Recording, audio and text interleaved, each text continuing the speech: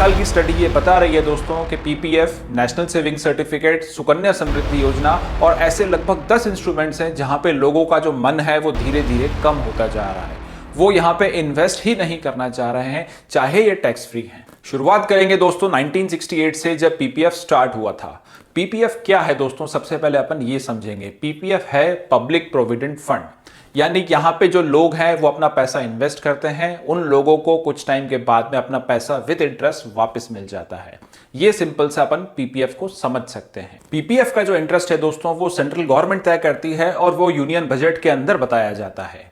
अभी जो recently budget आया है उसमें पीपीएफ के जो इंटरेस्ट रेट है उसको चेंज नहीं किया गया और वो अभी हाल फिलहाल 7.1% पे है। पहले जब लोग जॉब करते थे दोस्तों, वो जॉब करते थे अपना घर चलाने के लिए। उनके पास बेसिक फैसिलिटीज भी नहीं हुआ करती थी, इसलिए वो जॉब के ऊपर बहुत ज्यादा डिपेंडेंट थे और वो चाहते थे कि जो उनकी सेविंग हो रही हो वो बिल्कुल रिस्क फ्री रहे। जैसे जैसे लोगों के पास पैसा बढ़ता गया, उनकी सेविंग्स बढ़ती गई, उनकी रिस्क टेकिंग कैपेसिटी साथ के साथ बढ़ती गई। पुराने जो लोग थे वो चाहते थे उनके बच्चे पढ़ लिख के आगे बढ़े, उनका मेन ध्यान पढ़ाई के ऊपर था। और पीपीएफ का जो पैसा है वो आप विड्रॉ भी तभी कर सकते हैं जब आपको अपने किसी बच्चे को पढ़ाना हो, या कोई मेडिकल इमरजेंसी हो, या घर में शादी हो। ये तीन ही कारण होते थे पुराने लोगों के पास कि वो पैसा अपना बैंक से निकालेंगे। जो नेक्स्ट जनरेशन आई दोस्तों वो थोड़ी रिस्क टेकिंग कैपेसिटी रखती थी और वो मार्केट में घुसी। उन्होंने मार्केट में इन्वेस्टमेंट किया, पीपीएफ में तो पैसा डाला ही डाला, प्रॉपर्टी में डाला, गोल्ड में डाला। पहले जो कमान थी वो मिलेनियल्स ने संभाल रखी थी, जो लगभग 1985 1990 के आसपास पैदा हुए थे। लेकिन अब जो दोस्तों जनरेशन है वो है जेन जी, जो 1995 के बाद में पैदा हुई है। वो अभी अच्छी खासी वर्किंग कैपेसिटी में है और वो सब कमाने के लायक हैं और कमा भी रहे हैं। और ये जो जनरेशन है दोस्तों जेन जी, ये रिस्क टेकिंग कैपेसिटी में सबसे आगे है। उसका कारण है क्योंकि उनकी जो पुरानी जनरेशन थी, उनके फादर और ग्रैंडफादर की जनरेशन थी, उन्होंने उनको काफी अच्छा सपोर्ट किया। ग्रैंडफादर ने उनकी बेसिक नेसेसिटीज का ध्यान रखा, उनके फादर ने उनके घर, उनके खर्चों का और उनकी पढ़ाई का ध्यान रखा। तो उनकी जो बेसिक फैसिलिटीज थी वो सब उनके पास में आज हैं। तो एक जब घर की नींव बन जाती है तो नींव के ऊपर घर खड़ा करना बहुत आसान होता है। 2020 जो कोविड का साल था दोस्तों, उस साल के बाद मार्केट रोज रोज रोज रोज ऊपर ही भागे जा रहा है, नीचे आने का नाम ही नहीं ले रहा। ये जो डेटा है दोस्तों ये है म्यूचुअल फंड का।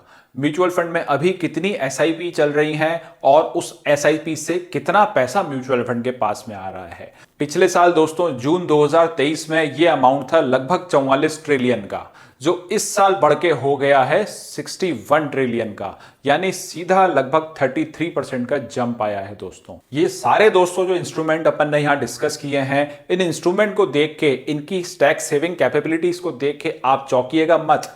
टैक्स बचाने के अलावा दोस्तों ये आपके पैसे फंसा देते हैं। तो अगर आप इनमें इन्वेस्ट कर रहे हैं तो सोच समझ के करिएगा कि आपका पैसा कम से कम 10 से 15 साल के लिए वहां फंस गया और वो पैसे को आप आगे यूज नहीं कर पाएंगे।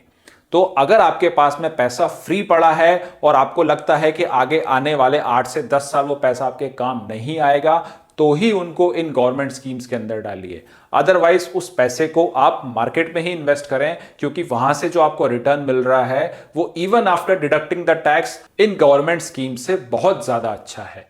तो इसका सिंपल सा कंक्लूजन अपन निकाल सकते हैं दोस्तों कि जो आपका इन्वेस्टमेंट पैटर्न है वो डिपेंड करता है आपकी एज के ऊपर। आपकी क्या एज है, उस एज के हिसाब से आपको इन्वेस्टमेंट करना चाहिए। अगर अभी आप यंग हैं, 20 से 35 साल की रेंज में आपकी एज है, तो आपका मैक्सिमम कंट्रीब्यूशन जो होना चाहिए इन्वेस्टमेंट का वो होना चाहिए म्यूचुअल फंड्स के अंदर।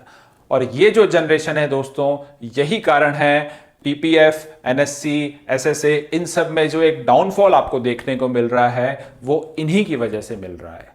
क्यों? क्योंकि इनमें रिस्क टेकिंग कैपेसिटी बहुत ज्यादा है, इसलिए ये जो स्लो इंस्ट्रूमेंट्स हैं गवर्नमेंट के, वहां पैसा इन्वेस्ट करना नहीं चाहते और ये जो अपना पैसा है वो सारा पैसा लगा रहे हैं मार्केट के अंदर। अगर आपकी एज 35 से 45 के बीच में है तो अब आपकी जो रिस्क टेकिंग कैपेसिटी है दोस्तों वो पहले से थोड़ी सी कम है। एज फैक्टर यहां हमने इंक्लूड किया है और रिस्क टेकिंग कैपेसिटी अब आपकी क्योंकि पहले से कम हो गई है तो आपको म्यूचुअल फंड में जो आपका पैसा है वो भी कम कर देना चाहिए। तो म्यूचुअल फंड में लगभग जो आपको इन्वेस्टमेंट करना है उसका 60% आप म्यूचुअल फंड में करिए और बाकी जो बचा हुआ पैसा है वो गोल्ड और पीपीएफ में बराबर बांट दीजिए। और अगर आपकी एज दोस्तों 45 से 55 के बीच में है, अब क्योंकि पीपीएफ जो होता है दोस्तों उसके में 15 साल का लॉक इन होता है, 15 साल से पहले वो पैसा आप नहीं निकाल पाएंगे 100%। प्री मैच्योर विड्रॉ करेंगे तो आपको चार्जेस लग जाएंगे, अगर आप पार्शियल विड्रॉल करेंगे तो भी आपको मुश्किल से 20-25% ही पैसा मिलेगा। तो 15 साल के लिए अगर आपको पैसा फंसाना है, 50 की आपकी एज है, आपको लगता है कि आप अगर 65 साल तक जिएंगे, लाइफ एक्सपेक्टेंसी क्योंकि दिन ब दिन कम होती जा रही है, तो अगर आपको लगता है कि आप आगे आने वाले 15 से 20 साल जिएंगे तो ही पीपीएफ में पैसा डालिए, अदरवाइज वो वहां से निकाल के आप एफडी में डाल दीजिए, क्योंकि एफडी आप कभी भी तोड़वा सकते हैं और उसमें लॉक इन भी नहीं होता है। और अगर आपकी एज 55 के ऊपर है तो म्यूचुअल फंड में अपना इन्वेस्टमेंट और कम कर दीजिए, लगभग उसको 1/3 ले आइए, 30% के आसपास अपना म्यूचुअल फंड में इन्वेस्टमेंट रखी है, बाकी आप गोल्ड में और एफडी के अंदर आप बराबर पैसा रख सकते हैं। ये बैंक्स की दोस्तों एफडी की रेट दिन ब दिन कम करने के पीछे, पीपीएफ की रेट दिन ब दिन कम करने के पीछे यहां दो कारण है दोस्तों। पहला तो कारण है ये जो सारा पैसा इंटरेस्ट का जाता है वो जाता है गवर्नमेंट की जेब से, जितना ज्यादा इंटरेस्ट इस पे रहेगा उतना ज्यादा इंटरेस्ट वो आपको पे करना पड़ेगा गवर्नमेंट को, तो ये उनका नुकसान हो गया। दूसरा जो पॉइंट है दोस्तों वो ये है कि गवर्नमेंट नहीं चाहती कि आपका जो पैसा है वो वहां पे आइडल पड़ा रहे, उस पैसे को वो चाहती है कि आप इन्वेस्ट करें, और इसलिए दोस्तों वो चाहती है उस पैसे को आप बिजनेस में लगाएं या स्टॉक मार्केट में लगाएं जहां से आपको ज्यादा अच्छा रिटर्न मिल सकता है। आप किस एज ब्रैकेट के अंदर आते हैं नीचे कमेंट सेक्शन में जरूर बताइएगा, और आपने किस कैटेगरी में अभी इन्वेस्टमेंट कर रखा है वो भी जरूर लिखिएगा।